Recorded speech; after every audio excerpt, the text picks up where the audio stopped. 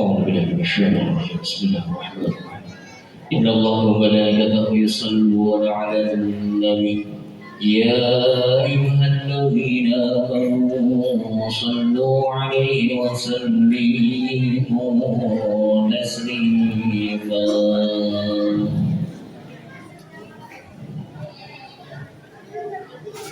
السلام عليكم ورحمة الله وبركاته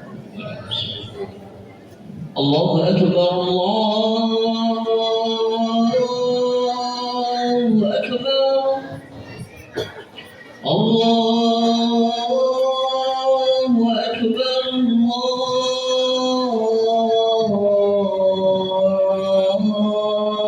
الله أكبر أشهد أن لا إله إلا الله أشهد أن لا إله إلا الله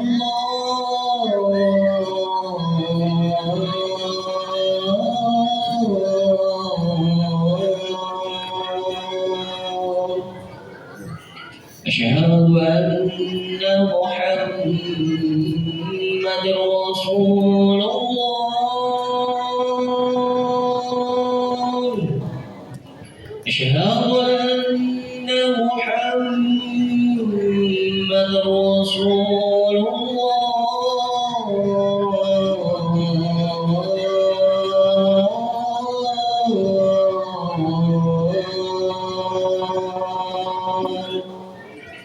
حي على الصلاة حي على الصلاة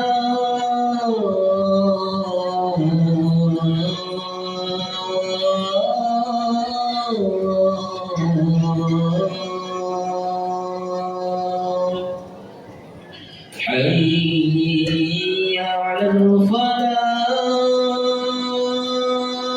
الفلاح حي على الفلاح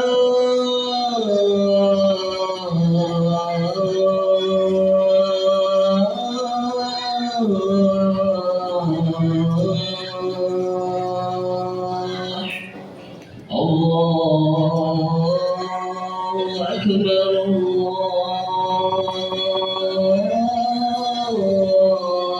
الله أكبر لا إله إلا الله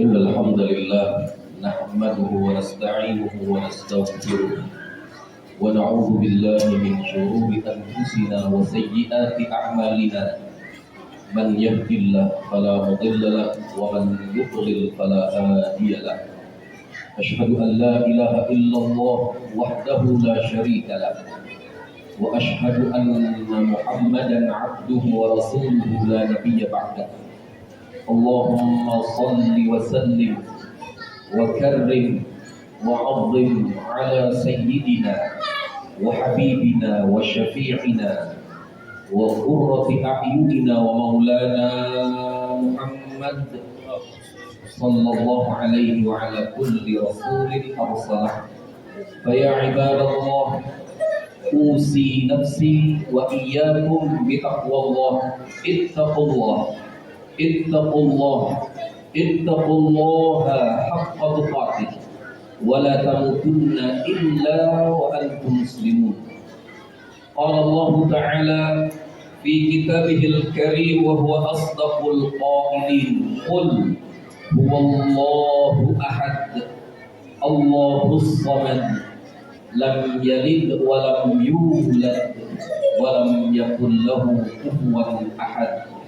وقال أيضا ليس كمثله شيء وهو السميع البصير. صدق الله وصدق رسوله.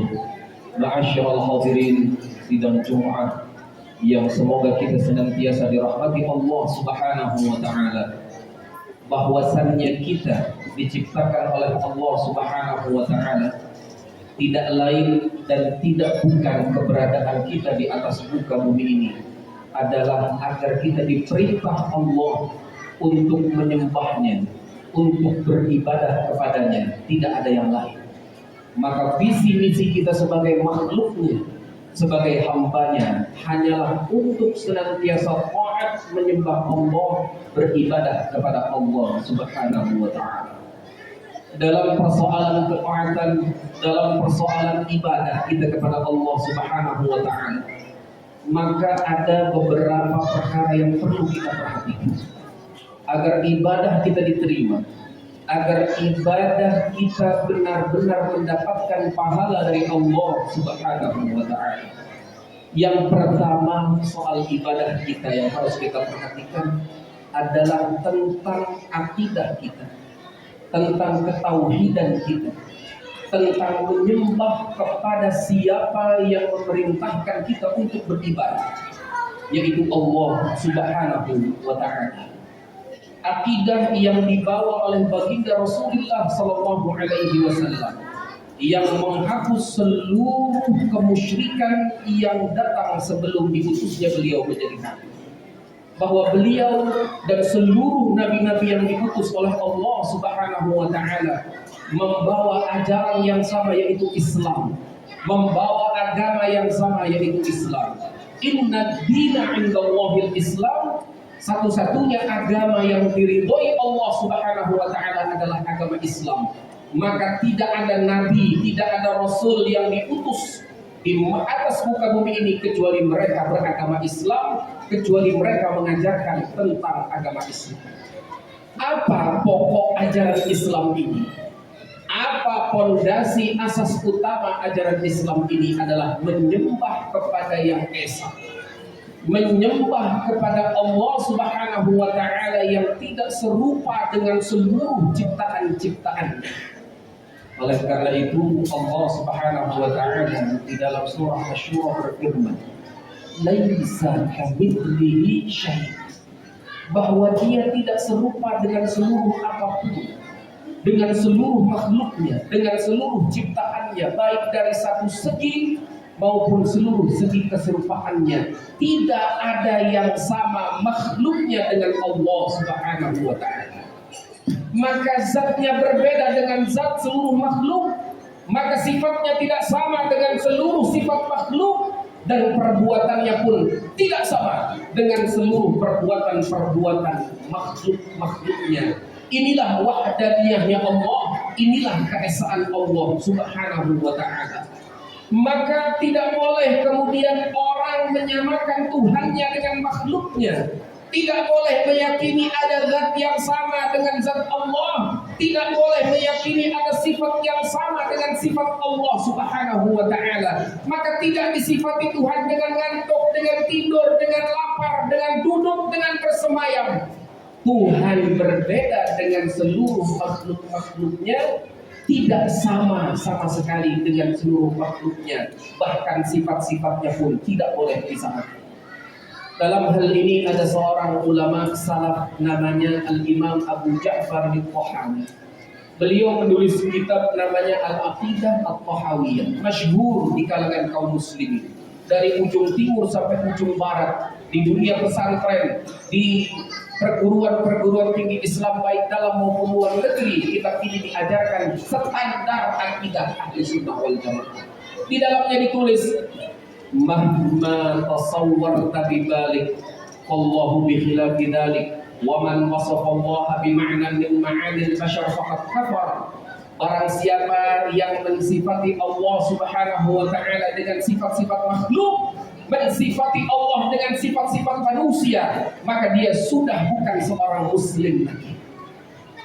Hadirin sekalian, kalau kita lihat sejarah baginda Rasulullah SAW, jauh ke atas sejarah Nabiullah Ibrahim alaihissalam. Kita lihat bagaimana Nabiullah Ibrahim menghancurkan berhala-berhala. Bagaimana Rasulullah ketika peristiwa Fathu Makkah, beliau kembali ke Mekah, beliau menurunkan dan menghancurkan berhala-berhala. Kenapa berhala dihancurkan? Kenapa dia tidak boleh disembah? Karena dia memvisualisasikan Tuhan, karena dia memvisualisasikan Allah Subhanahu wa Ta'ala ke dalam bentuk. Dan ini bukan ajaran Islam, ini bukan ajaran para nabi-nabi yang diutus oleh Allah Subhanahu wa Ta'ala. Maka seorang muslim tidak boleh meyakini Tuhannya punya bentuk, punya muka, punya tangan, punya kaki, punya betis, punya kepala, punya perut. Ini bukan akidahnya orang Islam, ini akidahnya orang-orang Majusi, ini akidahnya orang-orang Yahudi yang meyakini bahwa Tuhannya tidak berbeda dengan makhluk-makhluknya. Punya tangan, punya kaki, punya mata, punya kepala, punya perut, tidak upahnya dengan makhluk yang dia ciptakan. Wal'iyadu billah. Wa man wasafallaha bima'nan min ma'anil bashar faqad kafar. Orang yang mensifati Allah dengan sifat-sifat makhluk seperti tadi, maka dia keluar dari agama Islam, tidak lagi disebut sebagai seorang muslim. Inilah akidah kita. Kalau akidah kita benar, maka ibadah pun pasti benar. Hadirin sekalian, betapa banyak orang sholat ketika sholat membayangkan Tuhannya ada di hadapannya. Ketika sholat dia membayangkan Tuhannya ada di depannya. Ketika sholat membayangkan Tuhannya mengelus kepalanya. Ketika sholat membayangkan bahwa dia sedang bersama-sama dengan Tuhannya. Apa bedanya dengan penyembah berhala? Tidak ada bedanya. Penyembah berhala meyakini bahwa apa yang ada dalam kepalanya, yang dia bayangkan kemudian dia paham, itu yang dia sembah. Orang seperti ini memang tidak memahami Tuhannya dalam bentuk, tapi dia menyembah bentuk yang dia hayalkan di dalam pikirannya, yang itu sudah pasti bukan Allah. Mahma tasawwarta bibalik Allahu bi khilafi dzalik. Apapun yang terlintas dalam benakmu, tergambar, tervisualkan tentang Allah, maka yakinlah itu bukan Allah Subhanahu wa Ta'ala. La fikrata fi Rabb. Allah tidak bisa dibayangkan, digambarkan, divisualkan, apalagi diangan-angan seakan-akan dia ada di hadapan kita. Wal'iyadu billah. Maka orang yang salatnya, walaupun dia menyebut Allahu Akbar, tapi meyakini Tuhan ada di hadapannya berbentuk seperti manusia, maka dia tidak sedang menyembah Allah, tapi dia sedang menyembah berhala yang ada di dalam pikirannya. Wal'iyadu billah. Akidah kita harus benar, tauhid kita harus lurus dalam soal ibadah. Yang kedua, kalau ibadah kita mau benar diterima Allah, maka harus dengan berdasarkan ilmu. Hadirin sekalian, seorang ulama besar namanya Imam Ibn Ruslan punya kitab fikih terkenal namanya Matan Zubat. Dalam salah satu bait syair Zubat ini beliau mengatakan, "Fa kullu man bi ghairi ilmin ya'malu a'maluhu mardudatun la tuqbalu." Setiap orang yang ibadah melakukan ketaatan tanpa ilmu maka mardudah ditolak, la tuqbalu, tidak diterima oleh Allah Subhanahu wa Ta'ala. Maka kalau orang wudu nggak pakai ilmu, Allah tolak, nggak ada pahalanya. Kalau orang sholat nggak pernah belajar ilmu tentang sholat, Allah tolak, nggak ada pahalanya. Maka siapa berpuasa di bulan Ramadan tapi nggak tahu syarat puasa, nggak tahu rukun puasa, maka pahalanya tidak ada, bahkan ditolak ibadah puasanya oleh Allah Subhanahu wa Ta'ala. Maka tidak salah kemudian Rasulullah mengatakan, rubba sha'imin laisa lahu min siyamihi illa al-ju' wal 'atas. Banyak orang puasa tapi nggak dapat apa-apa kecuali lapar dan haus. Wa rubba qa'imin laisa lahu min qiyamihi illa sahar. Banyak orang mengerjakan yang mereka sebut salat malam tapi nggak dapat apa-apa kecuali begadang. Kenapa bisa begitu? Semuanya dilakukan tanpa ilmu. Salatnya nggak pakai ilmu, ibadahnya nggak pakai ilmu, puasanya nggak pakai ilmu, maka tidak diterima. Kata Rasul, nggak dapat apa-apa. Yang puasa cuma dapat lapar haus, yang salat begadang semalaman cuma dapat begadang doang, tapi tidak dapat pahala dari Allah Subhanahu wa Ta'ala. Maka kalau kita mau ibadah benar, kita harus belajar ilmu agama. Semarakkan masjid kita, musalla kita dengan kajian-kajian ilmu agama. Baca kitab-kitab fikih di dalamnya, baca Sakinatun Najah, baca kitab Fathul Bari, Fathul Mu'in, Fathul Wa'ab di dalamnya. supaya kita tahu gimana caranya kita ibadah dengan benar, gimana kita tahu menyembah Allah dengan benar. Tidak cuma ritual yang tanpa ada nilainya, tidak cuma kebiasaan yang kita lakukan tapi tidak ada pahalanya dan tidak membekas di hati kita. Kenapa? Karena dilakukan tanpa ilmu agama. Yang ketiga dan yang terakhir, kalau ibadah kita mau benar dan diterima Allah serta berpahala, maka harus dilandasi dengan ikhlas lillahi ta'ala. Apa itu ikhlas? Ikhlas adalah beribadah, mengerjakan ibadah ketaatan hanya mengharapkan ridha Allah. La riya'an wala sum'ah. Tidak karena ingin dilihat orang, tidak karena ingin didengar orang, tidak karena ingin dinilai, wahai itulah si fulan yang saleh, itulah si fulan yang rajin salat, itulah si fulan yang rajin ibadah. Dia tidak peduli dengan itu semua. Yang diharapkan hanyalah ridha Allah Subhanahu wa ta'ala. Dia jalankan ibadah-ibadah tersebut semata-mata karena Allah perintah dan dia ingin dapat pahala karena menjalankan perintah Allah, bukan karena ingin dipuji dan takut dicaci orang kalau tidak melakukan ibadah. Pujian orang, cacian orang dalam soal ibadah tidak ada artinya, tidak ada manfaatnya, karena yang dikejar adalah semata-mata ridha Allah Subhanahu wa ta'ala. Inilah ikhlas. Kalau ibadah kita benar, dilandasi dengan akidah yang benar, ibadah kita pakai ilmu, ibadah kita ikhlas semata-mata karena Allah, fa insyaallah ibadah kita diterima Allah Subhanahu wa ta'ala, fa insyaallah menjadi pahala yang bisa kita bawa pulang sebagai bekal kita nanti di negeri akhirat. Mudah-mudahan setelah khutbah Jumat ini, setelah kita pulang nanti ke rumah masing-masing, kita yang ibadahnya belum sesuai dengan kriteria tadi, kita perbaiki ibadah kita, perbaiki akidah kita, sesuaikan dengan ilmu dan ikhlas karena Allah Subhanahu wa ta'ala. Yang sudah pertahankan, dan mudah-mudahan dengan sebab ibadah kita yang tadi terkumpul syarat-syarat diterimanya akan menjadi sebab kita dimasukkan ke dalam surganya Allah Subhanahu wa ta'ala. Dimasukkan kita ke dalam surga yang dalamnya ada para nabi dan rasul, terutama Nabi kita Muhammad sallallahu alaihi wa alihi wasallam. Hadza minni wa astaghfirullahal azim li wa lakum wa lisairil muslimina wal muslimat fastaghfiruhu innahu huwal ghafurur rahim. اللهم صل على سيدنا محمد وعلى آل سيدنا محمد.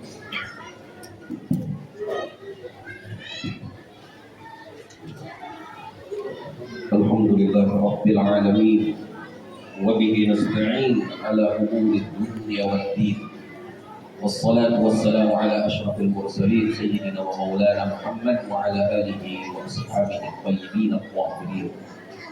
فيا عباد الله أوصي نفسي وإياكم بتقوى الله.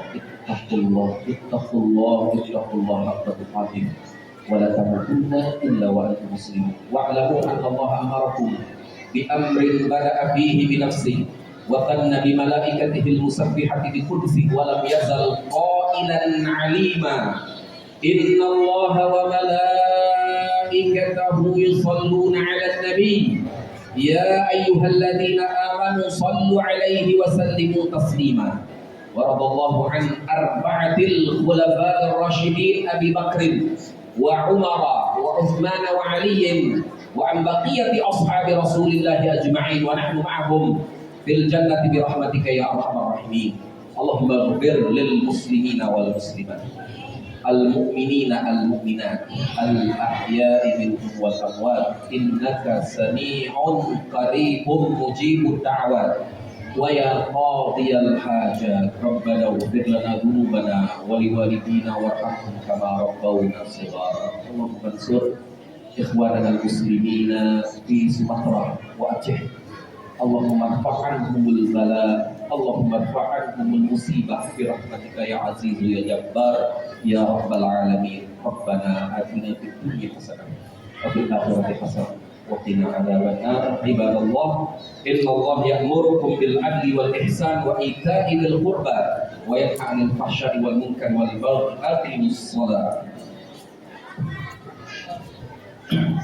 الله أكبر الله أكبر أشهد أن لا إله إلا الله أشهد أن محمدا رسول الله حي على الصلاة حي على الفلاح وقامت الصلاة وقامت الصلاة الله أكبر الله أكبر لا إله إلا الله